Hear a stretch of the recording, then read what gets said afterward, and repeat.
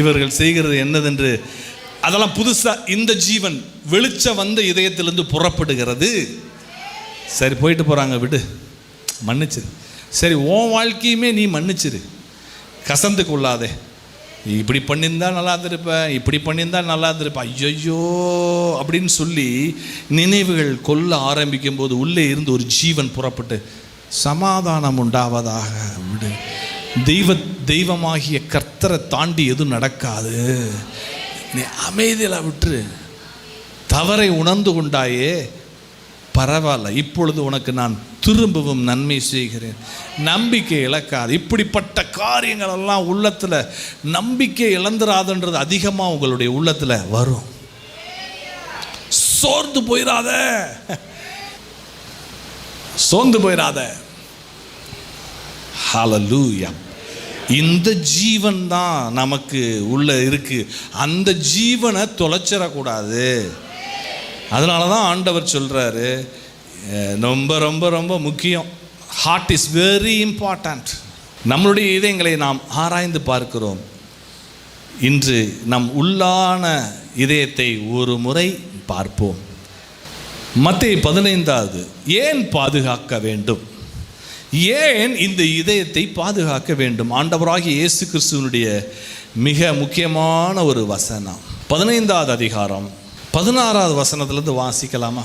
அதற்கு இயேசு நீங்களும் இன்னும் உணர்வில்லாதவர்களாய் இருக்கிறீர்களா?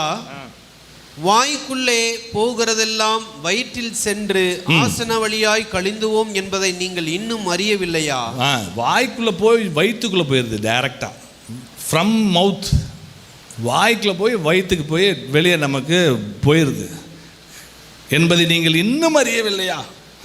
வாயிலிருந்து புறப்படுகிறவைகள் இருதயத்திலிருந்து புறப்பட்டு வரும். வாயிலிருந்து வெளியே வர்றதுதான், உள்ள போகிறது வயிற்றுக்கு போயிருது, வாயிலிருந்து வர்றது தான் மெயின். வாயிலிருந்து புறப்படுகிறவைகள் இதயத்திலிருந்து புறப்பட்டு வரும். So your heart is very important. நம்ம இதயத்துக்குள்ளே என்ன நிறைந்து இருக்கிறதோ அதுதான் வாய் பேசும். வாயிலிருந்து புறப்படுகிறவைகள் இதயத்திலிருந்து புறப்பட்டு வரும். அவைகளே மனுஷனை தீட்டுப்படுத்தும். அதுதான் மனுஷனை தீட்டுப்படுத்தும். எப்படி எனில் இருதயத்திலிருந்து பொல்லாத சிந்தனைகளும் கொலை பாதகங்களும் விபச்சாரங்களும் வேசித்தனங்களும் களவுகளும் பொய் சாட்சிகளும் தூஷணங்களும் புறப்பட்டு வரும். இவைகளே மனுஷனை தீட்டுப்படுத்தும். கை கழுவாமல் சாப்பிடுகிறது மனுஷனை தீட்டுப்படுத்தாது என்றார். எப்படி எனில் இதயத்தில் இருந்து பொல்லாத சிந்தனைகளும் கொலை பாதகங்களும் விபச்சாரங்களும் வேசித்தனங்களும் களவுகளும் பொய் சாட்சிகளும் தூஷணங்களும் புறப்பட்டு வரும். ஸோ இதயத்திலிருந்து என்ன கிளம்பி வருதோ அதுதான் டேஞ்சர்ன்றார். ஸோ இதயத்தை சுத்தமாக வைத்துக்கொள்ள இந்த காலையில் இதய சுத்தம், இதயம் பாதுகாக்கப்பட்ட ஒரு இதயம். ஏனென்றால் அவைகள் தான் மனுஷனை தீட்டுப்படுத்துகிறது. நமக்கு ஒரு நல்ல சந்தோஷமான செய்தி என்னவென்றால் ஜீவன் கிறிஸ்து உள்ள இதயத்துக்குள்ளே ஜீசஸ் நிறைஞ்சு இருந்தார்னா, அதனால தான் சபைக்கு வரணும், பைபிள் படிக்கணும், ப்ரேயருக்கு வரணும், உபவாசம் இருக்கணும். ஏனென்றால் கிறிஸ்து ஜீவனாக இருக்க தொலைஞ்சு போகக்கூடாது. அவரை ஏற்றுக்கொண்ட உடனே அதை அவர் பத்திரப்படுத்தி அதை அப்படியே பாதுகாக்கிறதுக்கும், கிறிஸ்து நம்ம இதயத்துக்குள்ள ஜீவனாக இருக்கிறதற்கும், அது வளர்ச்சி அடைவதற்கும், அது தொலைந்து போகாமல் அந்த ஜீவனை இழக்காமல் இருப்பதற்குத்தான் சபை கூடி வருதல், ஆராதனைகள், போதனைகள், ஆண்டவருடைய சத்திய வசனங்கள், கூடுகைகள், ஜெபங்கள். இதெல்லாம் குறைஞ்சிச்சுன்னா இங்கே ஜீவன் இருக்காது. இது நான் சொல்கிறதெல்லாம் குறைஞ்சிச்சுன்னா ஜீவன் கொஞ்சம் கொஞ்சமாக ஒரு 10 நாள் நீங்கள் 2 வாரம் சபைக்கு வராமல் போயிருங்க. நீங்கள் எனக்கு நான் நம்புகிறேன், சபைக்கு வராதவர்களுடைய வாழ்க்கையை நீங்கள் பாருங்கள். நான் உறுதியாக எத்தனை தடவை உறுதியாக சொல்ல முடியுமோ, யாராக இருந்தாலும், எவ்வளோ பெரிய ஆளாக இருந்தாலும், சபை கூடி வருதலை விட்டுட்டாங்கன்னா நிச்சயமாக இதயத்தில் ஜீவன் கொஞ்சம் கொஞ்சமாக கீழே போகும். அந்த உயிர் போயிடும், அது வேலை செய்யும். அப்போ இந்த ஜீவன், கிறிஸ்து என்கிற ஜீவன் வெளியே போகும்போது வேற ஜீவன் உள்ளே வரும். என்னன்னா இந்த சிஸ்டம் என்னன்னா ஹார்ட் நிற்காது, இயங்கிக்கிட்டே இருக்கும். இந்த உயிர் போய் வேற உயிர் வந்துடும்.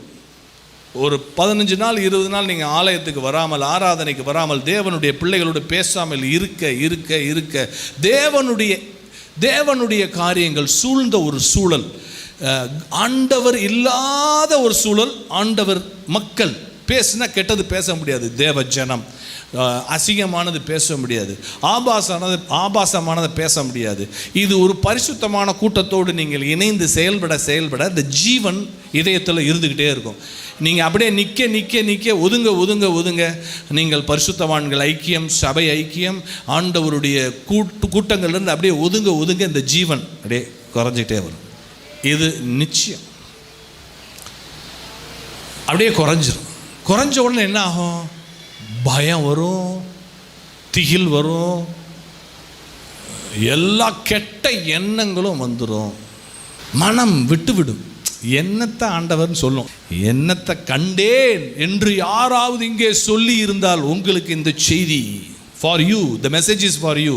உங்களுக்குள்ள அருமையான ஜீவன் ஆண்டவர் வைத்திருக்கிறார். நீங்கள் அந்த ஜீவனை, ஜீசஸ் இயேசு என்கிற ஜீவன் நம்பிக்கை தருகிறது, பயப்படாது என்று சொல்லுகிறது, கலங்காது என்று சொல்லுகிறது, ப்ளஸ் பெரிய பலன். இயேசுவே நம்மளுடைய இதயங்களில் வாசம் செய்தால் மிகப்பெரிய பலன். இயற்கைக்கு அப்பாற்பட்ட வல்லமையான செயல்களையும் வாழவே முடியும். நான் சொல்றேன், அப்படிதான் சொல்றேன். நான் இல்லை என்றால் வாழலாம், வேறு விதமாய் வாழலாம். ஆண்டவர் சொல்றாரு, உங்க இதயத்தை பாதுகாத்துங்க. அங்கிருந்தாயா எல்லா ஒரு கெட்ட இதயமாக இருந்தால் செப்டிக் டேங்க் மாதிரி இருக்கும், எல்லா கெட்டது உள்ளே கிடக்கும். நம் இதயம் நல்ல டேங்கா கெட்ட டேங்கான்னு பாருங்க. செப்டிக் டேங்குன்னு சொல்லப்படுகிற கழிவு நீர்கள் கலந்த ஒரு இடமாக, டேங்காக இருந்தால் எப்படி இருக்கும் இதயம்? 1 சாமுவேல் 16:7. கர்த்தர் சாமுவேலை நோக்கி, நீ இவனுடைய முகத்தையும் இவனுடைய சரீர வளர்ச்சியையும் பார்க்க வேண்டாம், நான் இவனை புறக்கணித்தேன்.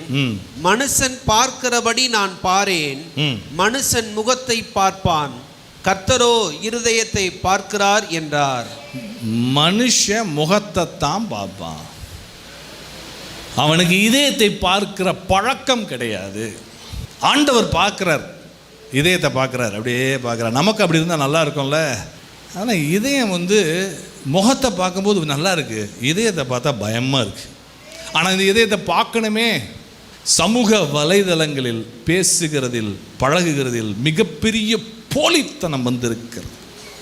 உண்மையை மறைத்து இதயத்தை மறைத்து முகத்தை காட்டி வாய் மட்டும் பேசும். இதயத்துக்குள்ள எல்லாம் கெட்டதும் வச்சிருக்கோம். அதைத்தான் ஆண்டவர் சொல்றாரு, அந்த இதயம் உயிர் இல்லாத, நான் இல்லைன்னா அந்த இதயம் வேறு, அந்த இதயம் வேஸ்ட். ஆனால் ஒருத்தருக்கும் தேவனுடைய இதயத்தில் இடம் பிடிக்கும் போட்டி நடப்பதில்லை. இதயத்தில் இடம் பிடிக்கும் போட்டின்னு ஒன்று நடத்தினா நல்லா இருக்கும்னு நான் நினைக்கிறேன். சும்மாவே கஷ்டம், இதில் வேற இதயத்தில் இடம் பிடிக்கிறதுனா கஷ்டம் ரொம்ப. அது நீங்கள் என்ன சொல்ல போகிறீங்க தெரியுமே, ஜெபம் பண்ணணும்னு சொல்ல போகிறீங்க, அதுதான் நடக்காது. பைபிள் வாசிக்கிறேன்னு சொல்ல போகிறீங்க, அதெல்லாம் நடக்காது. சர்ச்சுக்கு ரெகுலராக வரணும்னு சொல்ல போகிறீங்க, நிச்சயம் நடக்காது. அப்புறம் ஆயத்தமாகணுன்னு வைங்க, ஐயோ கேட்டாலே பயமாக இருக்குது. இயேசு சீக்கிரமாக வராருன்றீங்க, காதே வலிக்குது.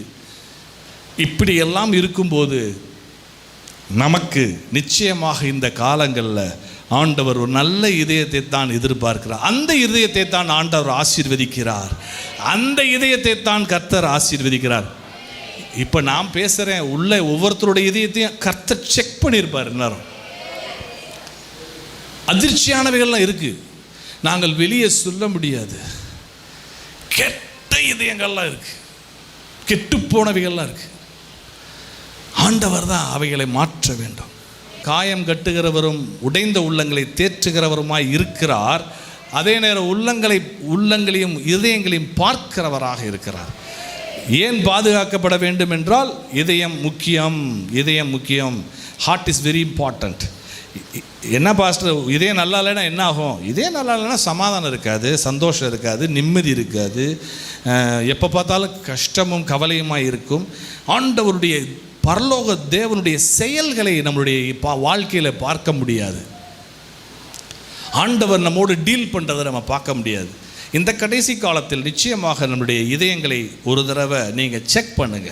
நமது துதி ஆராதனை சபையில் முதலாம் ஞாயிறு ஆராதனை காலை 8:30 மணிக்கும், இரண்டாம் ஞாயிறு ஆராதனை மாலை 6:30 மணிக்கும் இயேசு கிறிஸ்து உங்களுக்கு அற்புதம் செய்கிறார். மாரநாதா அல்லேலூயா மாரநாதா அல்லேலூயா மாரநாதா அல்லேலூயா மாரநாதா. இயேசு வருகிறார், ஆஹா இயேசு வருகிறார், ஆஹா இயேசு வருகிறார், ஆஹா இயேசு வருகிறார்.